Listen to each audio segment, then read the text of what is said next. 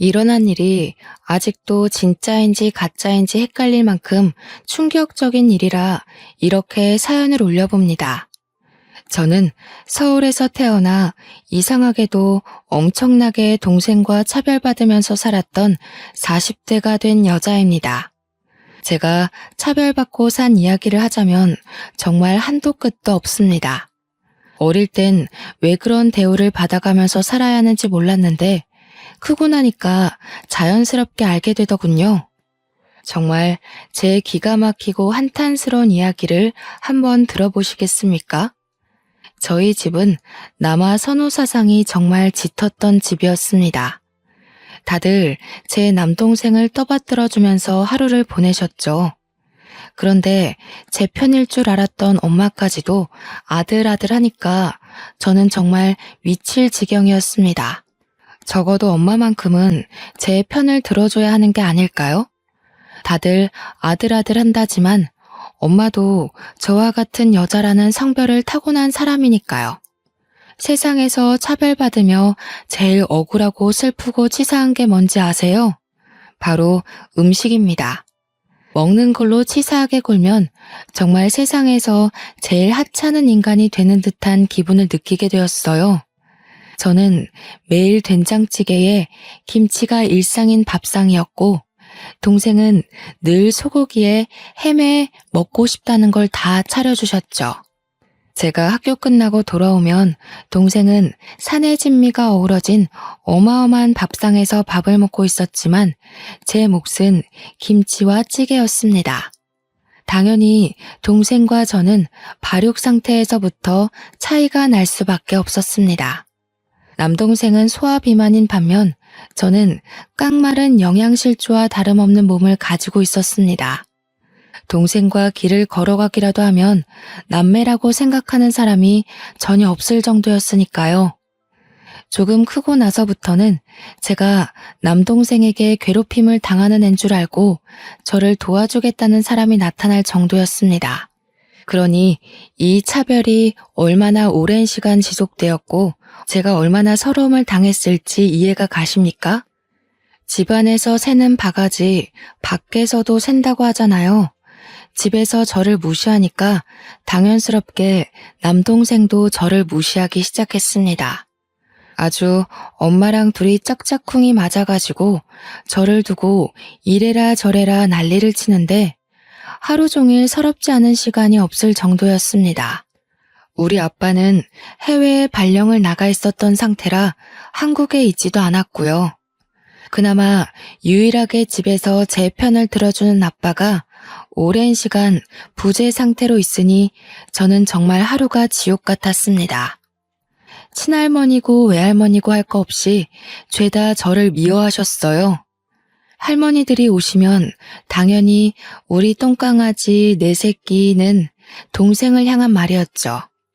시장 갔다가 생각나서 사왔다고 동생에게는 사탕을 하나를 안겨주셔도 제 몫은 단 한 개도 없었습니다.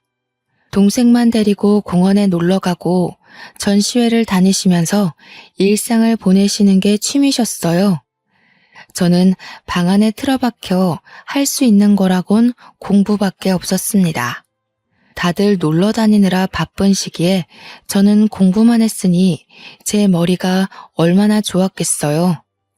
하지만 저를 위해 단 한 푼도 쓰지 않던 엄마는 알아서 잘하니까 끝까지 혼자 하라며 동생에게만 학원을 보내주셨습니다. 이런 차별은 차별도 아니죠. 동생이 소아비만이었던 데다가 남자이기 때문에 체격이 조금 큰 편이었습니다. 살다 동생 옷을 물려받아 입은 사람은 주위에 저 하나뿐이었을 겁니다. 동생이 유행 지났다고 안 입는다고 내던진 옷은 고스란히 제 옷장에 들어오게 되었습니다. 저도 안 입고 싶다, 새 옷 사달라고 하면 없는 형편에 무리한 거 요구한다면서 저한테 멋부려서 어디다 쓸 거냐고 호댓말을 하셨어요. 그래봐야 남자밖에 더 꼬시겠냐며 그렇게 살면 누가 좋아하겠냐고요. 단지 다른 친구들처럼 분홍색 옷, 여성스러운 옷을 입고 싶었던 것뿐인데, 제 몸에 맞는 옷을 입고 싶었던 것뿐인데 말이죠. 정말 토가 나오게 힘들었다는 말이 딱 어울리지 않겠습니까? 19살 고3 시절은 더욱더 가혹했습니다. 문제집 하나 사주지 않아서 남들이 다 풀고 버린 문제집을 주워다가 지우개로 박박 지워 문제를 풀었습니다. 담임 선생님께서 오죽 불쌍했으면 교사들에게 주어지는 문제집을 저에게 주시면서 공부하라고 하셨을까요?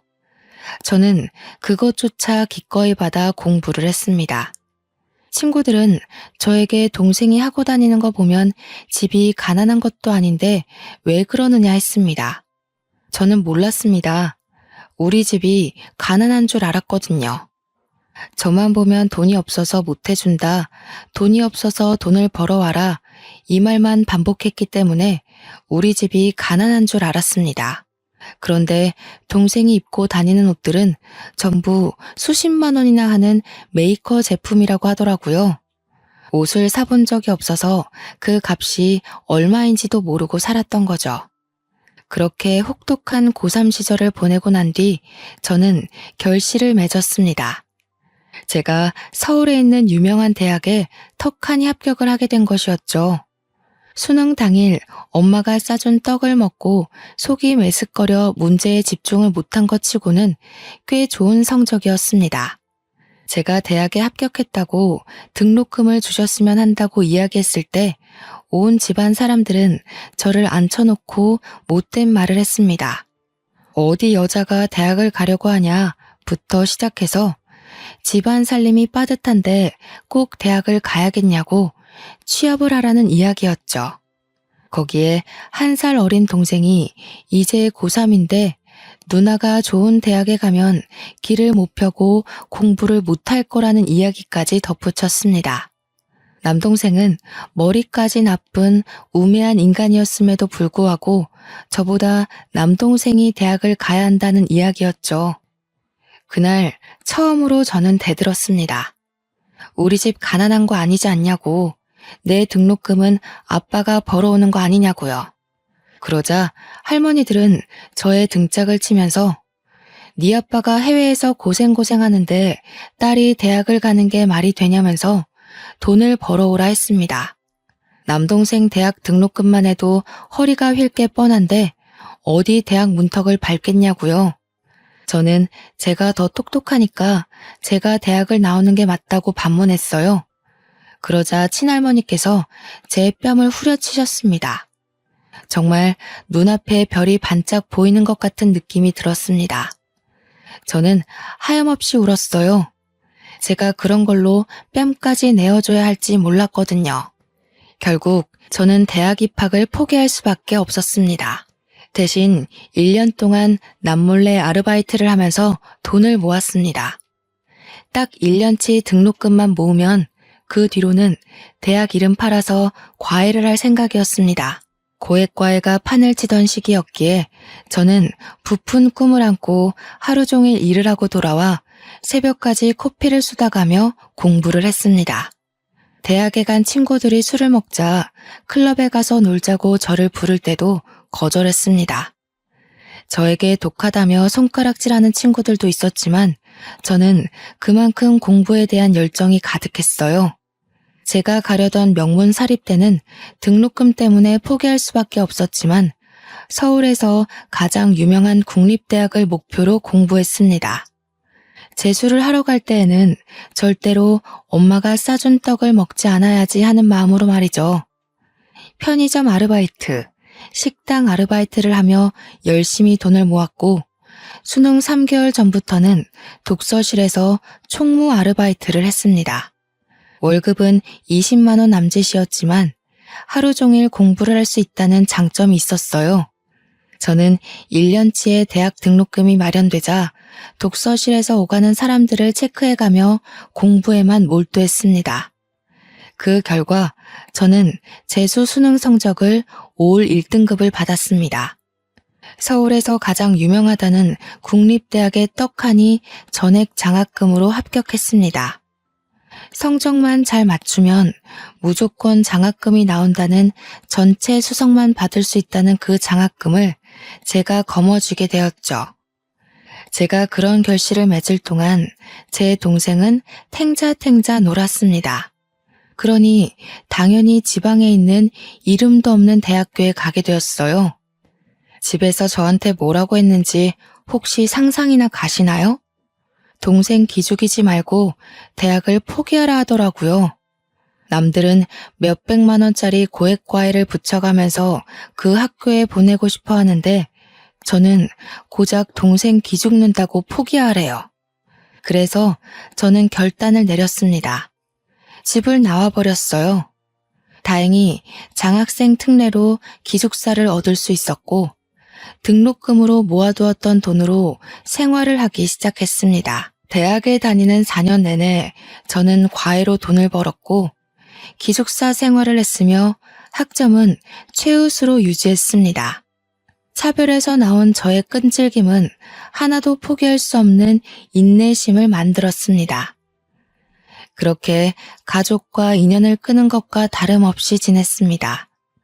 간간히 엄마와 할머니에게 연락이 왔지만 좋은 소리는 듣지 못했습니다. 동생 기죽이고 좋은 대학 가서 인연 끊고 사니까 좋냐고, 네가 그 학교에 가는 바람에 동생이 엇나가는 거라는 소리를 들어야만 했죠. 그때만 해도 저는 엄마와 할머니에게 대들 생각을 못했습니다.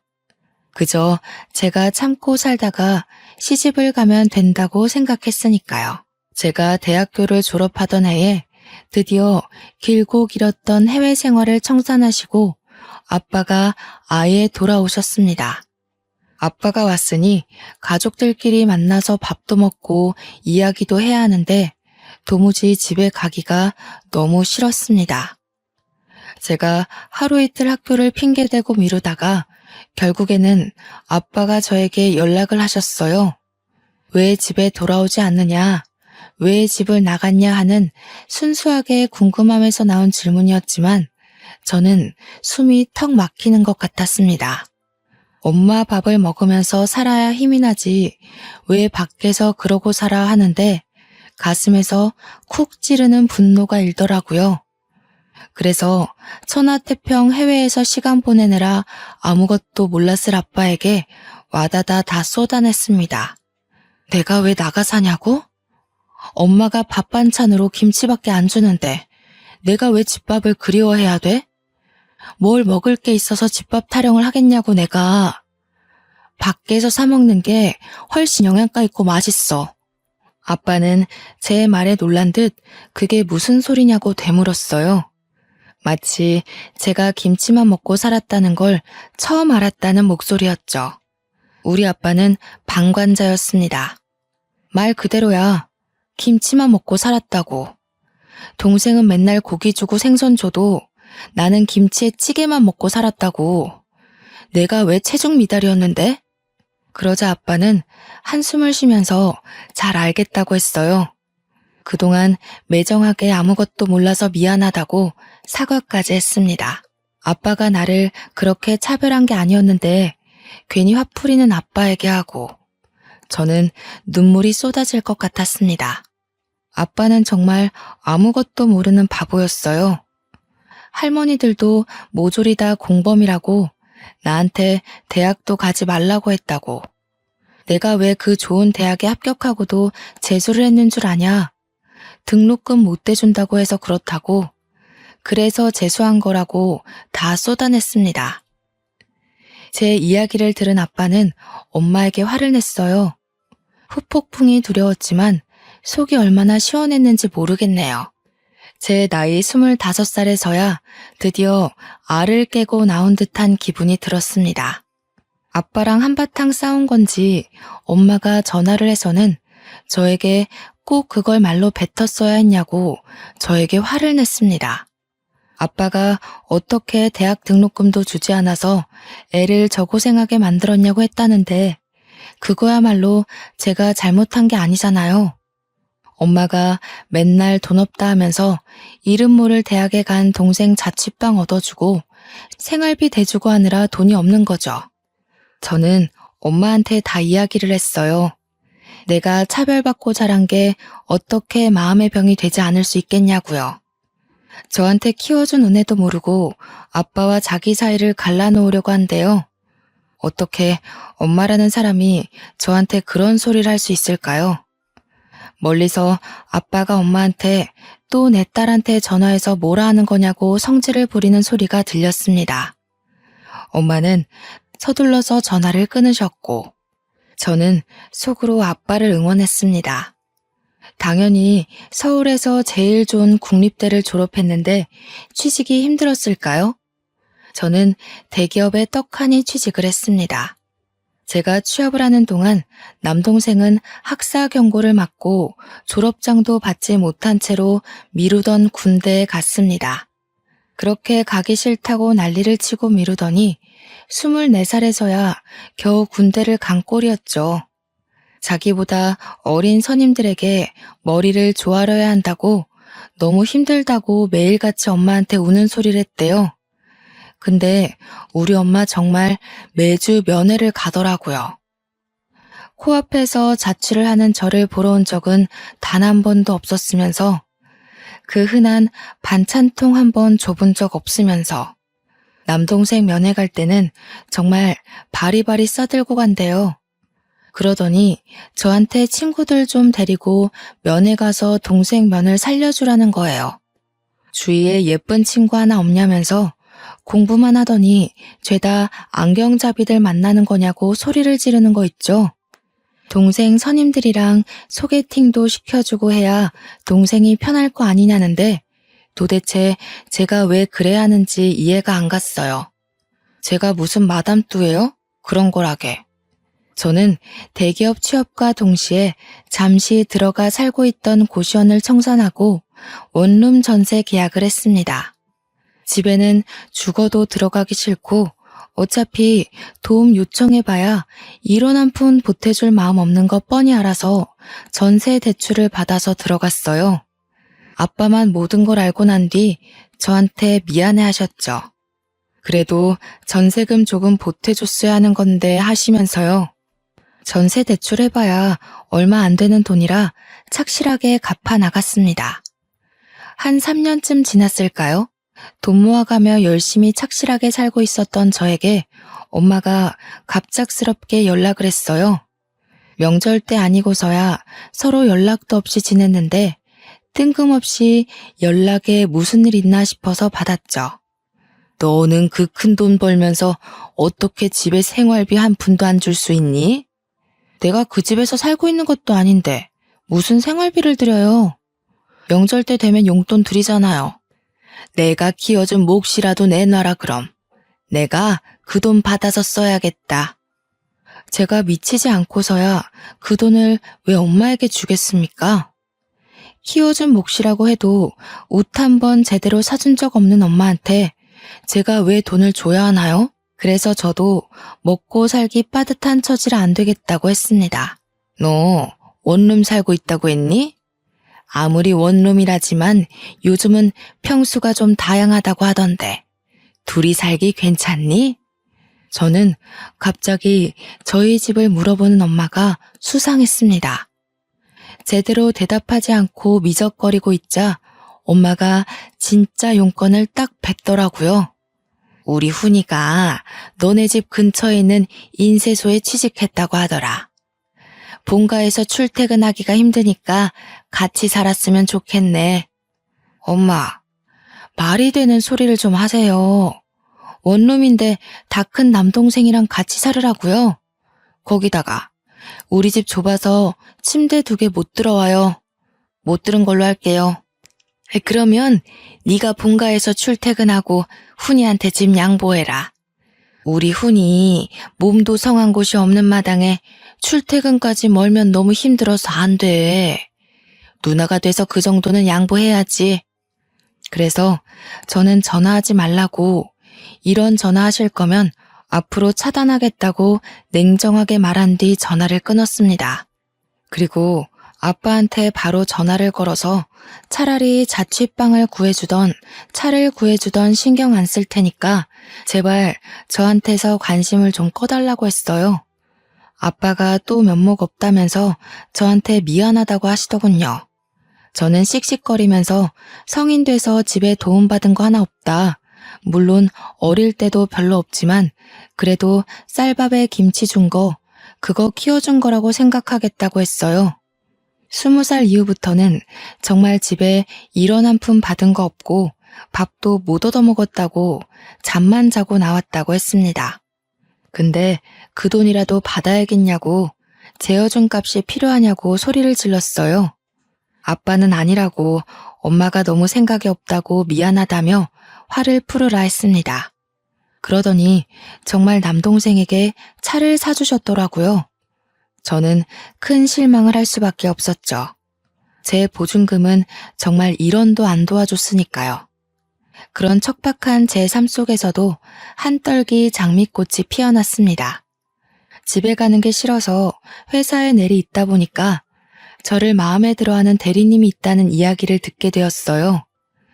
평소에 매너도 좋고 성격도 서글서글하셨던 분인 걸 기억하고 있었는데 그분이 저를 마음에 들어한다는 게 아니겠어요? 제 선임분에게 휴대폰 번호를 알려달라고 했다며 알려줘도 되겠냐고 물어보시더라고요. 저는 좋다고 했습니다. 학교를 다닐 때나 졸업하고 나서나 연애 한번 못 해본 저에게도 드디어 새싹이 움트나 싶었거든요. 그렇게 옆부서 대리님과 연애를 시작했고 저희는 딱 2년을 채우고 결혼을 약속했습니다. 2년 동안 물론 집에는 말 한마디 안 하고 비밀스럽게 만남을 이어갔죠. 솔직히 너무나도 겁이 났습니다. 결혼을 하려면 집에 인사를 드리러 가야 하는 건 맞는데 도무지 자신이 없었거든요. 내가 어떤 모습으로 자랐는지 낱낱이 밝혀질 텐데 어떤 취급을 받았는지 속속히 보게 될 텐데 너무 두려웠습니다. 그래서 예비 신랑에게 이야기를 했어요. 차별당하면서 컸던 저의 일생일대기를 이야기하고 우리 집이 얼마나 개차반인지도 이야기했습니다. 내 남동생은 군대를 다녀와서도 정신 못 차리고 있다. 인쇄소에서 일을 한다고 하는데 매일 그만두고 싶다고 타령하는 것 같다. 2년 동안 집에 간 일이 거의 없다. 명절에도 얼굴 안 보고 산다고. 결혼을 해도 처가에 뭘 하려는 생각을 하지 말라고 단단히 일러두었습니다. 저는 예비 신랑이 저를 떠나간다고 해도 할 말이 없다고 생각했는데 예비 신랑은 제 손을 꽉 잡아주었어요. 참 힘들었겠다. 너무 고생했다. 앞으로는 내가 그 과거를 모두 지워줄게 하는데 눈물이 나더라고요. 저는 예비 신랑에게 꼭 약속을 지켜달라고 했습니다. 나한테 분명 할 이야기는 돈밖에 없을 거라고. 대신 우리 집이랑 인연 끊고 살 거고 절대로 돈 줄 일 없을 거라고. 혹시나 집에서 돈 이야기 꺼내면 절대로 모른 척하고 받아주지도 말라고 이야기를 했습니다. 그리고 그 이야기는 시댁 가서도 똑같이 했어요. 제가 차별당한 역사를 들으신 시모는 눈물을 찍어내셨고 시부는 분노하셨습니다. 우리 똑 부러지는 며느리를 누가 그런 대우를 받게 했냐고 혼쭐을 내주시겠다고 했죠. 저는 울다 웃으면서 예비 시부모님에게 평생 잘하겠다고 약속을 드렸습니다. 남아 선호 사상 때문에 저를 ATM 기계인 줄 안다고 이해를 부탁드렸습니다. 대신 절대로 피해를 끼치지 않을 거고 인연 끊을 거라고요. 시부모도 남편처럼 저를 꼭 안아주시며 앞으로는 우리가 가족이다. 우리가 네 부모다 하셨습니다. 알고 보니 시모도 집안에서 남아선호 사상 때문에 고생하며 자랐다고 하시더라고요. 그래서인지 통하는 게 참 많았습니다. 그렇게 오지 않길 바랐던 상견례 날이 되었습니다. 제가 딱 걱정했던 대로 우리 엄마는 인사가 끝나기 무섭게 돈 이야기부터 꺼내셨습니다. 미리 말씀드리긴 했지만 제 얼굴은 완전히 굳어졌고 시부모는 엄마의 이야기보다 저의 표정에 더 집중을 하시더라고요. 혹시라도 제가 상처받을까봐 걱정하시는 눈치였습니다. 집은 몇 평으로 구해주실 거예요? 예물은 혹시 리스트 뽑으셨나요? 우리 애가 평생 꾸미는 거에 관심이 없어서 아마 예물 봐도 잘 모를 겁니다. 제가 보고 골라도 상관없으시겠죠? 정말 말끝마다 돈. 난리도 아니더라고요. 제가 주먹을 불끈 말아쥐고 속에서 튀어나올 것 같은 말들을 꾹 참고 있는데 시모가 저를 빤히 보시는 겁니다. 그러더니 저를 향해 한번 웃어주시고는 엄마에게 말을 쏟아내셨어요. 예단비는 얼마 보내실 겁니까? 평소에 맞춰서 혼수는 잘해주실 수 있죠? 예단비요? 그런 이야기는 따로 물어본 적이 없는데 어차피 우리 딸이 모아둔 돈 있으니 거기서 예단비 할 거예요. 시부모님 얼굴이 확 굳어지시는데 저도 여기서 가만히 있으면 안 되겠다 싶었습니다. 아빠는 엄마를 말리고 있고 음식에 눈이 멀어서 밥만 쉼없이 처먹는 남동생을 보면서 부끄럽기까지 했어요. 저희 반반 결혼할 거예요. 집도 대출받아서 반반 나눠 갚을 거고 예단 예물도 없이 결혼하겠습니다. 서로 아무것도 준비하지 말고 저희가 하는 대로 지켜보시면 될 것 같아요. 받을 건 받아야지. 내가 줄 게 없는데 뭘 받아. 지렁이도 밟으면 꿈틀거린다고 제가 상견례 자리에서 냅다 소리를 지르니 엄마가 눈만 껌뻑하시면서 아무 말도 못하셨어요. 분이 올랐는지 저한테 야 하시는데 아빠가 그런 엄마를 말리면서 시부모님께 죄송하다고 고개를 숙이셨습니다. 아무래도 아이들이 하자는 대로 하는 게 좋을 것 같다면서 예비 신랑에게 저를 잘 부탁한다고 하셨어요. 저는 그 모습까지도 솔직히 가식으로 느껴지긴 했지만 그래도 유일하게 엄마를 말려줄 수 있는 게 아빠뿐이라 참았습니다. 엄마는 상견례 자리에 나와서도 저에게 받을 거 다 받아라, 우리도 뭐 좀 챙겨주고 해라 했지만 저는 다 무시하고 참견하지 말라고 했죠. 키워봐야 다 소용없다면서 소리치는 엄마를 단 한 번도 뒤돌아보지 않고 집으로 돌아왔습니다. 아무튼 그 뒤로 서로 마주할 일 없이 엄마의 불만이 가득한 채로 결혼식장에 서게 되었습니다. 엄마는 끝까지 나에게 바보 멍청이라고 했지만 저는 엄마가 그렇게 투정을 부릴수록 결혼을 잘했다고 생각했어요. 남편과 저는 둘 다 대기업에 다니고 있었기 때문에 대출이 넉넉하게 나왔고 집도 잘 구해서 혼수까지 잘 채워놓고 살고 있었습니다. 그렇게 달콤한 신혼생활을 6개월 정도 이어갔을까요? 뜬금없이 엄마에게 연락이 왔습니다.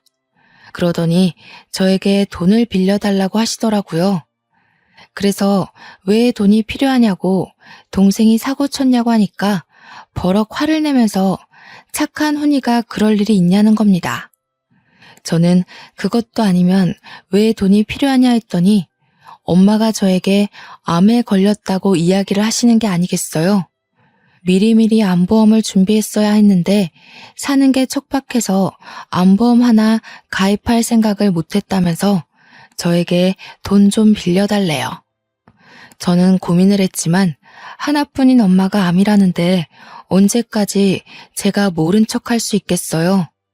그래서 솔직하게 얼마나 필요하냐고 물어보니 엄마가 5천만 원 정도 필요하다고 하셨습니다.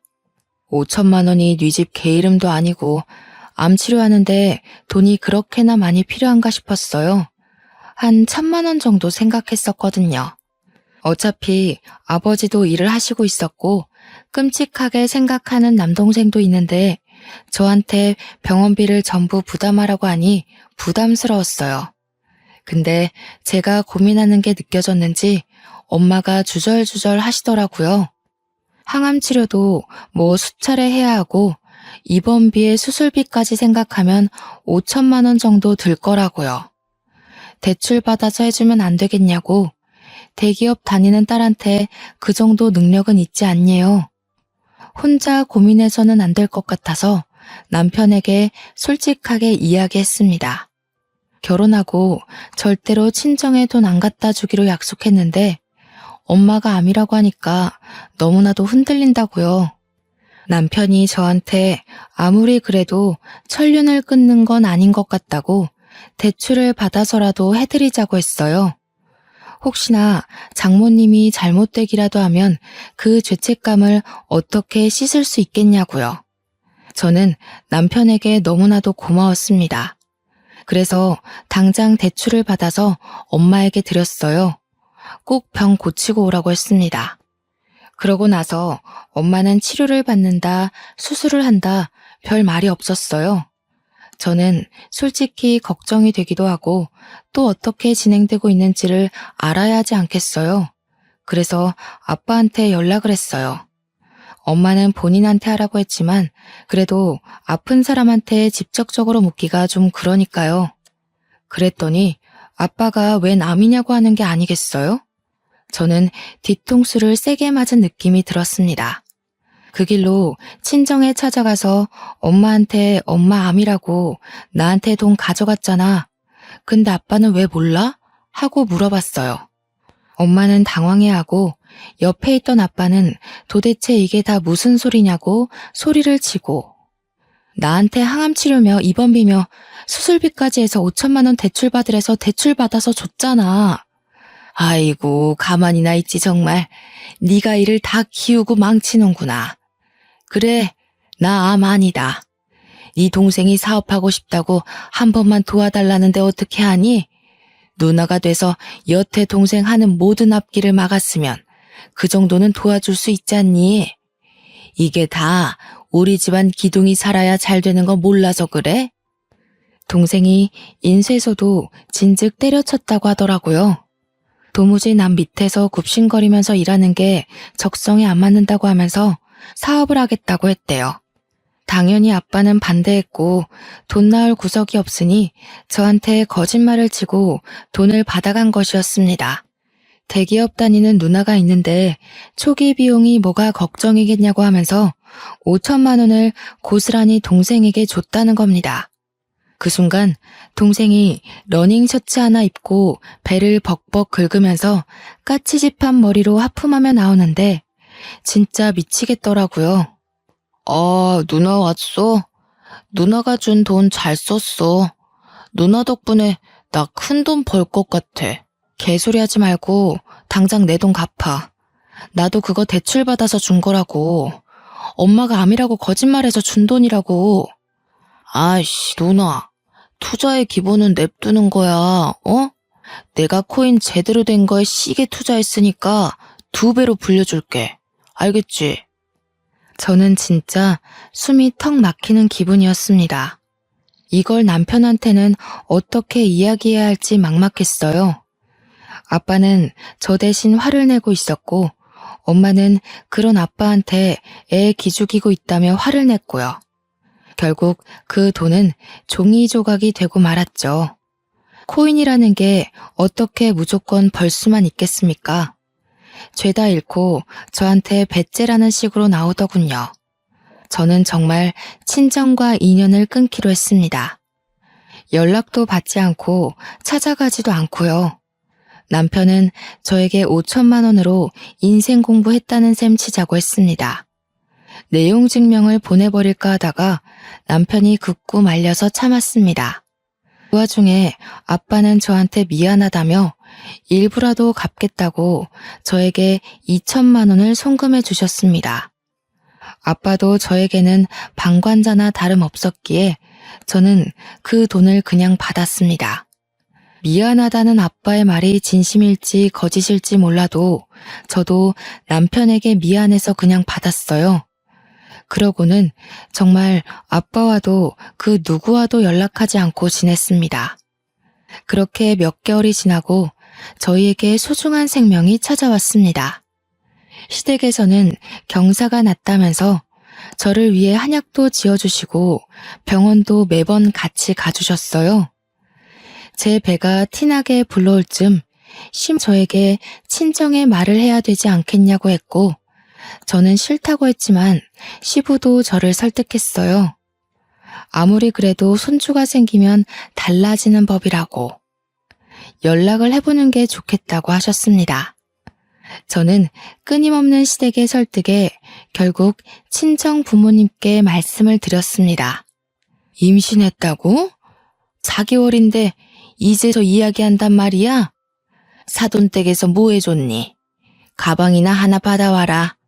엄마가 보니까 옆집 아줌마가 이번에 시사 신상백 샀다는데 너무 예쁘더라. 나도 네 덕에 명품백 한번 들어보자야. 저는 그 말을 듣자마자 그냥 전화를 끊어버렸습니다. 도대체 딸이 임신했다는데 가방 사달라고 조르라는 사람이 엄마가 맞습니까? 심지어 저를 위한 것도 아니고 본인을 위해서요. 저는 정말 엄마 같은 엄마가 될까봐 너무나도 두렵고 무서웠습니다. 꼭 받아야 할 임신인데 이런 생각을 하게 만드는 친정 식구들이 너무나도 두려웠어요. 그래서 정말 이번에야말로 연락을 끊겠다고 수십 번 다짐했습니다. 남들은 친정에서 몸조리를 해준다고 하는데 도대체 우리 엄마는 뭔지 모르겠더라고요. 나를 돈으로만 보고 나를 사람 취급도 안 해주는 엄마가 진짜 내 엄마가 맞는지도 모르겠고요. 늘 엄마는 진짜 나를 배 아파서 낳았어? 하고 물어보면 시덥지 않은 소리 한다고 자리를 피했던 엄마가 원망스러웠어요. 그렇게 6개월이 더 지나고 저는 떡두꺼비 같은 아들을 낳았습니다. 정말 신생아들 크는 속도는 눈에 띄더라고요. 매일같이 모유를 먹이고 아이 트림을 시키고 정말 생명이라는 게 이렇게 대단한 거구나 하는 걸 느꼈습니다. 제 품 안에서 배불리 먹고 잠든 아이를 보면서 도대체 우리 엄마는 나를 왜 그렇게 미워했을까? 어떻게 그럴 수 있을까 의문이 들었죠. 아이가 돌이 지나고 저는 모유 수유를 끊었습니다. 아이 이유식을 시작하고 분유를 번갈아가며 먹이고 늘 배불리 먹는 아이를 보며 행복했어요. 그렇게 한 1년쯤 더 지나서 제 가슴에 몽우리가 잡히는 게 느껴졌습니다. 혹시 유선이 막혀서 혹이라도 생긴 건 아닐까 병원에 가서 검사를 하니 유방암이라고 하는 게 아니겠어요. 다행히도 제가 가슴 마사지를 한다고 매일 만지다가 알게 된 터라 완전 초기였고 항암 치료만 해도 충분히 줄어들 거라고 했어요. 수술도 어렵지 않은 위치라 운이 좋다고도 하셨고요. 시부모님이 제 손을 잡고 막 우시는데 저 괜찮대요. 너무 걱정하지 마세요 하면서도 참 마음이 이상했습니다. 우리 부모도 나를 잡고 이렇게 서럽게 운 적이 없는데 우리 시부모님은 모자란 며느리도 너무 사랑해 주시는구나 하면서 뭉클했어요. 괜찮다고 했음에도 불구하고 제가 바람 불면 날아갈까 제 손을 꼭 잡고 부모님 대신 저와 함께 병원을 다녀주셨습니다.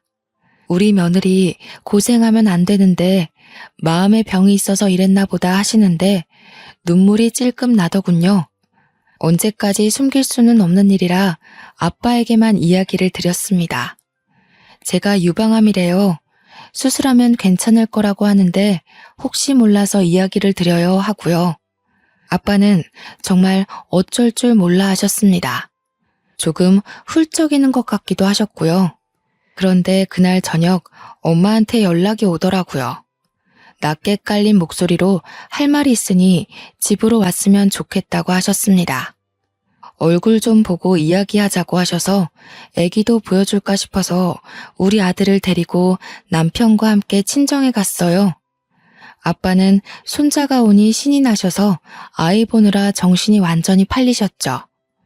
우리 남편은 아빠 옆에 붙어서 아들의 재롱을 열심히 보고 있었어요.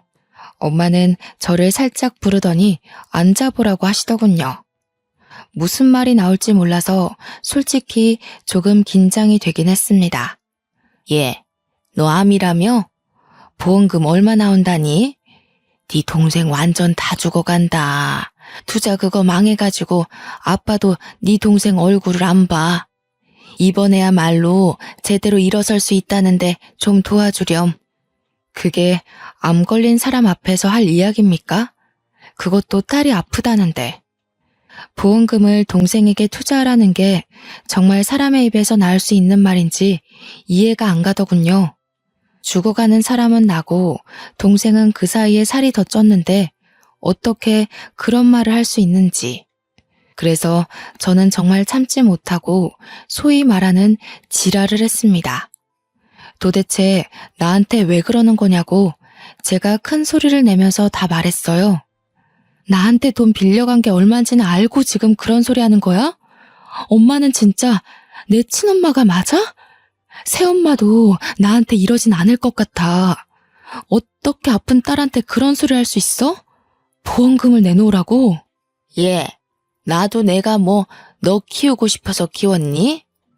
방에서 헐레벌떡 나온 아빠가 엄마를 향해 조용히 하라고 소리치더군요. 우리 남편도 아이를 안고 무슨 일인가 싶어서 방에서 뛰쳐나왔고요. 제가 빨개진 눈으로 씩씩거리고 있으니 슬그머니 제 옆에 서주었습니다. 뭘 조용히 해? 내가 틀린 말해요? 돈 좀 달라는 게 왜? 딸도 아닌 거 평생 키웠으면 돈 좀 받아도 되지. 왜 나만 나쁜 년 만들고 그래? 그게 무슨 소리야? 내가 엄마 딸이 아니라고? 그래 이년아. 너 태어나자마자 네 엄마 죽고 너네 친할머니가 나랑 네 아빠 중매 서서 결혼한 거야. 나라고 애 딸린 호랩이랑 결혼하고 싶어서 했겠어? 내가 너 키워준 걸 고맙게 생각해. 그 말에 저도 남편도 손만 벌벌 떨었습니다. 어쩐지 아빠가 저한테 계속 미안해 하시는 게 이상했어요. 엄마가 모든 걸 다 털어놓고 아빠는 그 충격으로 쓰러지셨습니다. 갑자기 혈압이 오르는 바람에 내 혈관에 문제가 일어난 것이었어요. 모든 게 다 제 탓으로 느껴졌습니다. 아빠의 갑작스러운 죽음이 저를 그렇게 만들었어요. 장례식이 끝나고 하염없이 눈물을 흘리고 있는데 엄마, 아니 새엄마가 저를 향해 다가오더군요.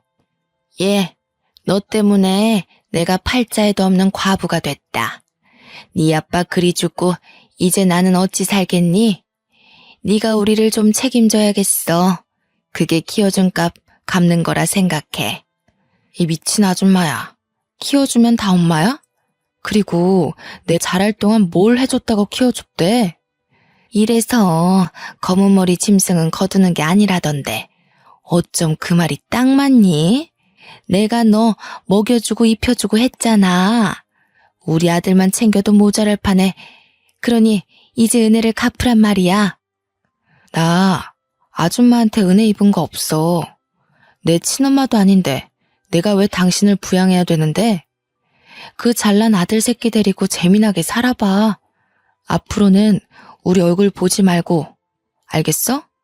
새엄마는 아빠의 납골당 앞에서 저에게 죽일 년이니 뭐니 소리를 지르고 난리를 쳤어요.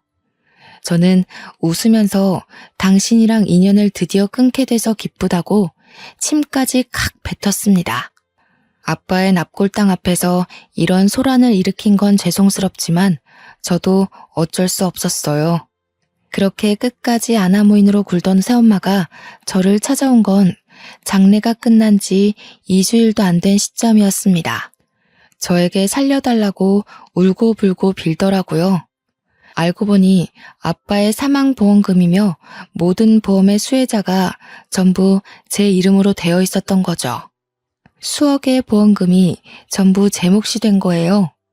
엄마는 그 돈 달라고 그러고 저는 못 주겠다고, 절대로 한 푼도 주지 않겠다고 강경하게 대응했습니다. 집에 찾아와서 깽판 부리고 남동생은 저 스토킹하듯 쫓아다니고 결국 경찰서에 신고를 했죠. 특히 남동생은 제 일거수일투족을 쫓아다니며 사진으로 남겨놨던 게 발각되어 실형을 살게 되었습니다. 새엄마도 결국 저를 해코지하려고 했던 정황 증거가 밝혀지며 모자가 나란히 징역 1년을 받게 되었어요. 재판이 끝나는 날 남편을 붙잡고 얼마나 울었는지 모르겠네요. 그동안 차별받았던 일들도 생각나고 어떤 마음으로 나를 향한 범죄를 계획했는지 소름까지 돋아나서요. 어떻게 친딸은 아니지만 갓난아기 때부터 지켜보고 한 집에 살던 아이에게 그런 범죄를 계획했는지. 저는 모든 재판이 끝나자마자 바로 신변 보호 요청을 했고 휴대폰 번호를 바꾸어 버렸습니다. 시댁 도움으로 이사까지 마치고 나니 이렇게 속이 시원할 수가 없네요. 비록 저에게 아빠는 끝까지 방관자였지만 보험금이라도 남겨주셔서 고마운 마음이 남긴 하더라고요. 이 돈으로 제 하나뿐인 아들 잘 키우며 남편과 행복하게 시부모님의 노후를 편안하게 챙기며 살 겁니다. 아무리 남의 딸이라지만 마음으로 받아주신 시모도 있는데 평생을 살아도 새엄마의 행동은 도저히 이해가 가질 않을 것 같네요. 제가 당한 일은 아마 제 평생이 가도 지워지지 않을 것입니다. 어디 가서 털어놓기도 부끄러운 일이라 꽁꽁 숨길지도 모릅니다. 섞인 핏줄이라도 동생인데 저를 스토킹하고 제가 잘못되기만을 빌었다는 게 너무 화가 나고 무섭네요. 저는 이 일을 계기로 아무리 가족이라는 틀 안에서 반평생을 부대끼며 살았어도 가족이 될 수 없는 관계도 있다는 걸 알았습니다. 가족이 된 지 몇 년 안 된 우리 시댁 식구들과 남편이 더 가족처럼 느껴지는 이유이기도 하겠죠. 제가 당한 일들을 모두 아시고 우리 시부모님이 얼마나 제 걱정을 해주셨는지 몰라요. 평생을 옆에서 제가 보필해도 부족할 것 같습니다. 저는 앞으로 제가 가족이라고 생각하는 사람들만 챙기면서 살 겁니다. 그들과 함께 좋은 일만 생각하고 좋은 것만 보고 살아보려고 합니다. 여러분들에게도 좋은 일만 보고 느낄 수 있는 날이 오길 바랍니다. 긴 사연 들어주셔서 감사합니다.